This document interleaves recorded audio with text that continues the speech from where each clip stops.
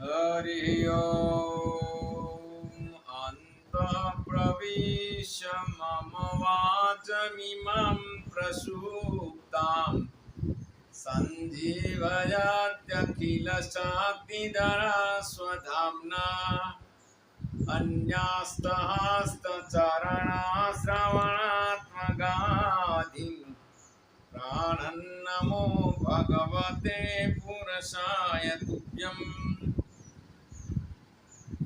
अब हमारा अध्याय है अतिथि सत्कार। अतिथि अतिथि का मतलब वो चाहे हमारा मित्र हो, चाहे परिवार में रिश्तेदार हो,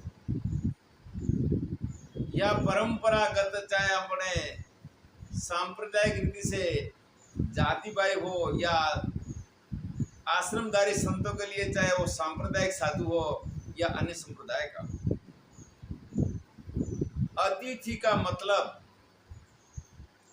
जो हमारे वहां आ गया है, तो इसकी सेवा और शुश्रूषा की महिमा और फल क्या है, ये सारे हम थोड़े श्लोक में बताते हैं, क्योंकि व्याख्यान माला में इसके श्लोक बहुत है। हमने इसमें से सिर्फ 4 श्लोक ही लिए। तो श्लोक नंबर 81, सीरियल नंबर 431, पारापसर स्मृति में कहा है, काष्ठ भार सहस्रेण घृत कुंभ सतेन च अतिथिर्भग्नाशस्य तस्य होमो निरर्थक। काष्ठ भार सहस्रेण, वहां पर हजारों मण लकड़ी और 100 घड़ा घी से जो हवन किया जाता है, 100 घड़ा घी का और हजारों मण लकड़ी, इसके द्वारा जो यज्ञ को प्रज्वलित करके यज्ञ के अंदर आहुति दिए जाते हैं, इतना महान यज्ञ कार्य किया जाता है। और साथ साथ इसमें से जो जिसके घर कोई अतिथि आया और निराश होकर जो वापस लौट गया, तो अतिथि निराश होकर वापस चला गया, तो साथ साथ इतना सारा किया हुआ पुण्य, इतना एक अतिथि निराश जाने के पाप से खत्म हो जाता है, इतना व्यर्थ है। इतनी अतिथि सेवा की महिमा है। और अतिथि की सेवा हमें हमारी मर्यादा, शास्त्रीय मर्यादा में रह के करना है। और शास्त्रीय मर्यादा के अनुसार वो चाहे किसी भी जाति का हो या किसी की वर्ण का हो, तो इससे हमें देखना नहीं है। लेकिन हमारे पास, हमारे वहाँ आने वाला अतिथि चाहे गरीब हो, मध्यम हो या उत्तम हो, इसका हमारी यथाशक्ति सम्मान करना चाहिए। एक बार एक स्वामी जी, पर्णकुटी जैसा ही था, उसकी अभी पूरी ठीक नहीं थी, उन्होंने भोजन बना के रखा, और भोजन बनाने के बाद भोजन करने से पहले उनके पास पहला एक महात्मा जी आ गए, फिर दूसरे 2 आ गए, चारों मिल गए, और महाराज जी के पास भोजन पानी भी माप का ही था। महाराज जी ने इसके 4 हिज्जे कर दिए, और 4 हिज्जे करके चारों संतों ने पा लिया। ये है अतिथि सत्कार। श्लोक नंबर 82, सीरियल नंबर 435, गीता अध्याय 3 के अंदर कहते हैं, यज्ञशिष्ठासिनः संतो मुच्यन्ते सर्वकिल्बिषैः भुञ्जते ते तदं पापा ये पचन्त्यात्मकारणात् यज्ञ शिष्टा, तो यहाँ पर यज्ञ शिष्टासीनः, जो यज्ञ शेष भोजन करने वाले, मुच्यन्ते सर्व किल्बिषि से सारे पापों से मुक्त हो जाते हैं।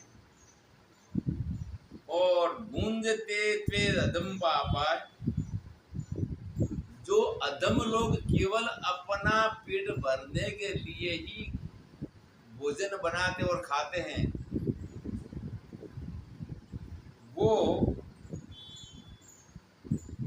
पाप ही खाते हैं, वो पाप से मुक्त नहीं।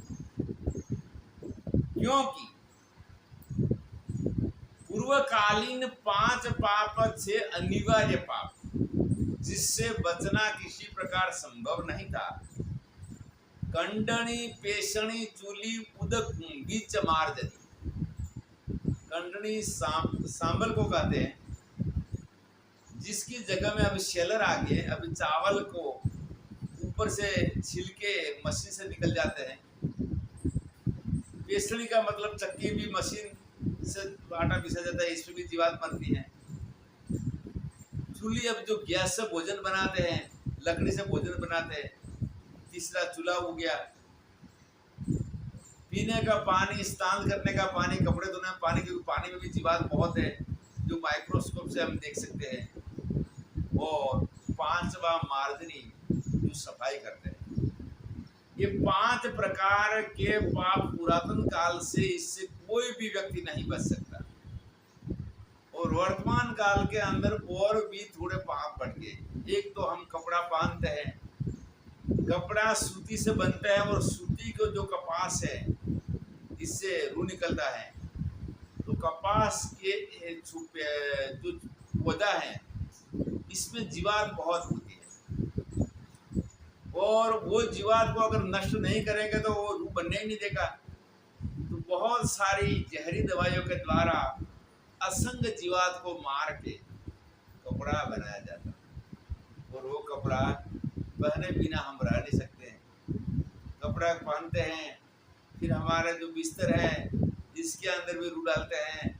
ऊपर इसकी खोल भी सूती की होती है।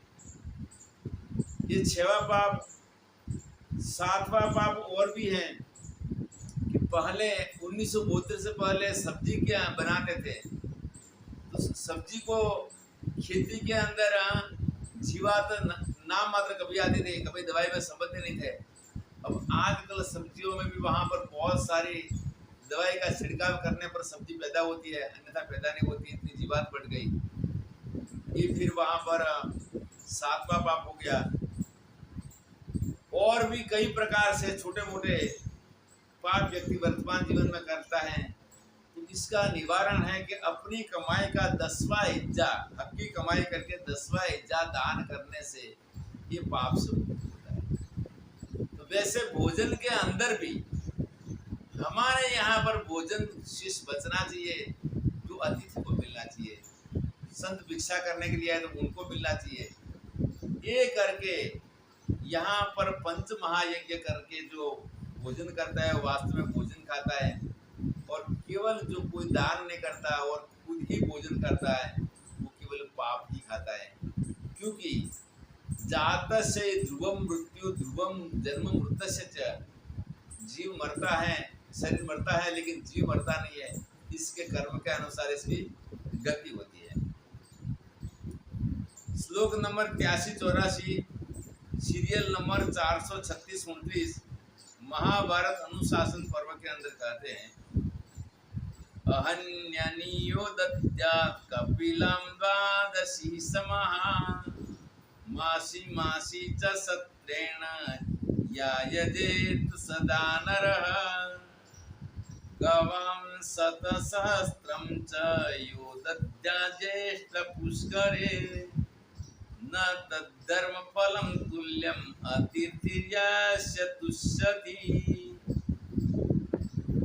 जो व्यक्ति 12 साल तक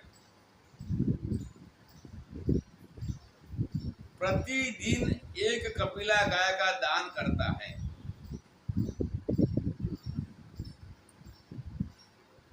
साथ साथ हर मास के अंदर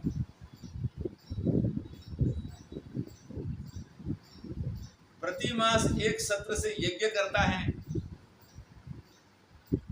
और प्रति मास एक सत्र से यज्ञ करता है और ज्येष्ठ पुष्कर तीर्थ के अंदर लाखों गायों का दान करता है। कितना बड़ा हो गया। एक तो प्रतिदिन एक कपिला गाय का दान, साथ साथ प्रति मास यज्ञ और ज्येष्ठ और यहाँ पर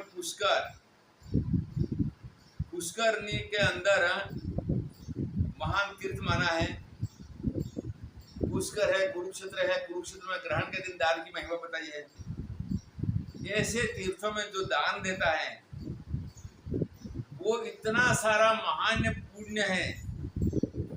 ये पुण्य अतिथि को प्रसन्न करने वाले पुण्य के समान नहीं है। इतना अतिथि सत्कार की महिमा है और वो भी अपनी क्षमता, अपनी कैपेसिटी, इसके अनुसार इसका सत्कार करना है। अतिथि के लिए हमारी क्षमता से बाहर नहीं जाना है। जैसा हमारे घर के अंदर भोजन है वैसा भोजन, जल, फिर रहने के लिए जो भी हमारे पास स्थान है वैसा स्थान अतिथि को देना। ये अतिथि की सेवा की इतनी महिमा बताई गई है। इसके साथ हमारे संक्षिप्त व्याख्यानमाला में अतिथि सत्कार वाले 4 श्लोकों को हम पूर्ण करते हैं। हरिओम तत्सत।